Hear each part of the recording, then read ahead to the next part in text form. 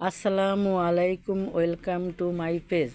আজকে আমি শুটকি দিয়ে পুঁই শাক রান্না করব। উপকরণগুলো রেডি রাখছি।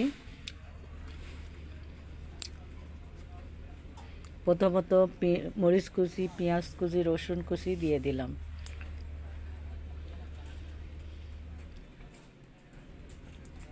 তারপর নাড়াচাড়া করে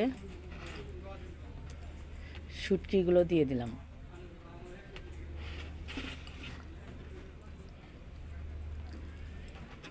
তারপর হলুদ, লবণ, নাড়াচাড়া করে আলু দিয়ে দিলাম। কারণ আলু সিদ্ধ হতে অনেক সময় লাগবে, তাই আলুটা আগে দিয়ে দিলাম। এরপর ঢাকনাটা দিয়ে দিলাম। ঢাকনা উঠে নাড়াচাড়া করে শাক দিয়ে দেব।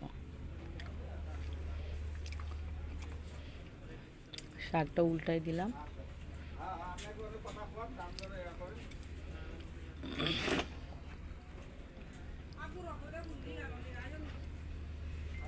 আবার ঢাকনাটা দিয়ে দিলাম। ঢাকনা উল্টে শাক হয়ে গেছে। আল্লাহ হাফেজ।